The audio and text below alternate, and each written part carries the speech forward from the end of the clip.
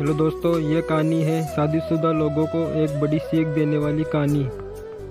पत्नी न जाने क्या किया था कि पति ने उसे एक के बाद एक कई थप्पड़ जड़ दिए। हमेशा हर सिचुएशन को शांति से हैंडल करने वाली पत्नी भी इस बार इतनी अशांत हो उठी कि उसने अपनी चप्पल ही निकाल कर पति को ओर दे फेंकी। चप्पल पति के बालों को छूते हुए निकल गई। ये किस्सा यहीं पर ख़त्म हो सकता था, मगर पति ने इसे अपनी मर्दानगी का विषय बना लिया और बात बद से बदतर होती चली गई। और रिश्तेदार ने भी आग में घी का काम किया। किसी ने कहा, जो औरत अपने पति को चप्पल से मार सकती है वो ना ही तो वफादार हो सकती है और ना ही पतिव्रता।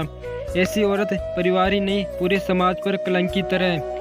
बीबी के पक्ष वाले ने कहा कि पीछे रहने वाले थे। किसी ने कहा कि 21वीं सदी में जो स्त्री के साथ मारपीट करते हैं उन्हें तो जेल भेज देना चाहिए। तो कोई कहता है जरूर उसको कोई और पसंद आ गई होगी इसलिए अब पत्नी से मारपीट करने लगा है। और बात कोर्ट तक पहुंच गई। दोनों पक्षों ने एक दूसरे के खिलाफ केस फाइल कर दिया। पति ने चरित्रहीन होने का तो पत्नी ने दहेज और शारीरिक उत्पीड़न का आरोप लगाया। 2 वर्षों से अधिक समय के लिए केस चला था। इन 2 वर्षों के दौरान दोनों पति पत्नी अलग अलग रहते थे। इन 2 वर्षों के दौरान दोनों पक्षों के समर्थकों की संख्या कम हो गई। पहले जहाँ दोनों पक्षों में समर्थकों का समूह होता था, अब गिने चुने लोग रह गए थे।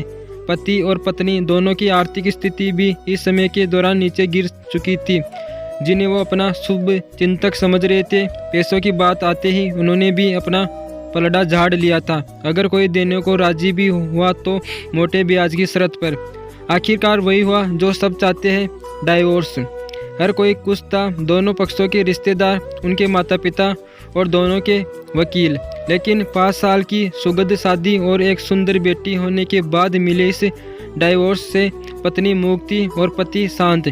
शायद ये एक इंतखाब ही था कि इस खुशी को मनाने के लिए दोनों पक्ष के लोगों एक ही चाय की टपरी पर बैठे आमने सामने। इंतखाब इसलिए कोई ज़्यादातर लोग जो एक दूसरे के विरोध पक्ष को सपोर्ट कर रहे थे वे एक दूसरे को अच्छे से जानते नहीं थे। और पति पत्नी भी इन सभी से दूर एक दूसरे के सामने मेज पर बैठे।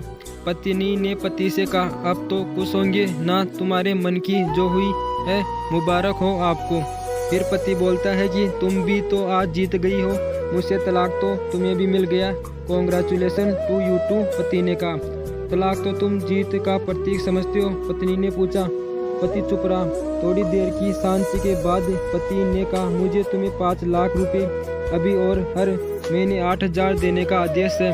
अभी मेरे पास पैसे नहीं है, इसलिए हमारा मतलब मेरा जो सिटी में फ्लैट है उसे तुम्हारे नाम कर देता हूँ।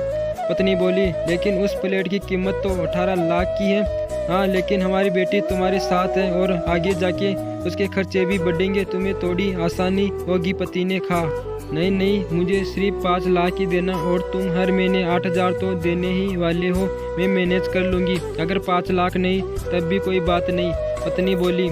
दोनों फिर से शांत हो गए। पति सोचने लगा कि इतनी भोली और समझदार है ये औरत जो कुछ समय पहले तो मेरी पत्नी थी और अब अनजान है। ये वही है जो कम से कम खर्चे में घर चलाती और पैसे बचाकर मेरे जन्मदिन और बर्थडे पर हमेशा मेरे लिए नए कपड़े खरीद लाती। कभी बीमार भी हो जाती तो पैसे बचाने के लिए मुझे मालूम न होने देती और घरेलू नुस्खे से अपना इलाज कर लेती। मगर घर में कोई और बीमार होता तो तुरंत डॉक्टर के पास लेकर जाती। मेरी ही मती मारी गई थी, मैं ही अपनी झूठी मर्दांगी के चक्कर में इतनी बड़ी गलती कर बैठा। पत्नी के दिमाग में थी उथल पुथल चल रही थी। अभी भी वैसा का वैसा ही है। पहले भी खुद से ज़्यादा हमारे बारे में सोचना था, अब भी वही कर रहा है। यह वही आदमी है जो मुझे एक्सीडेंट से बचाने के लिए खुद मोटरसाइकिल के आगे कूद पड़ा था और अपनी उंगली तोड़वा बैठा था। पता नहीं कौन सी मनहूस घड़ी में झगड़ा कर बैठी।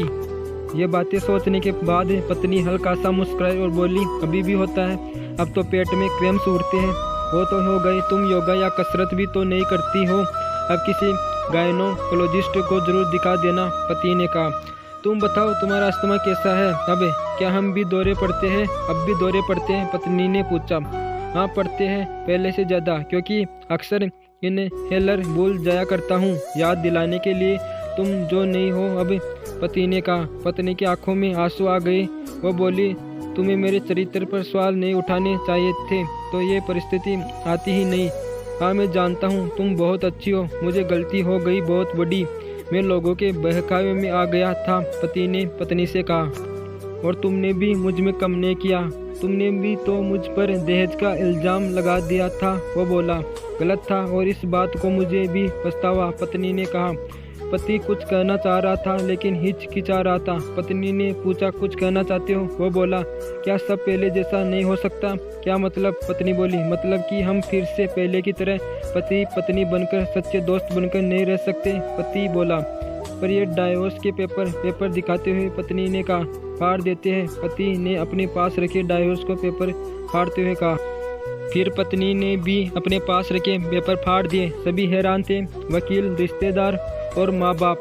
पति पत्नी दोनों एक दूसरे के हाथ में हाथ पकड़े अपने घर की तरफ चले गए।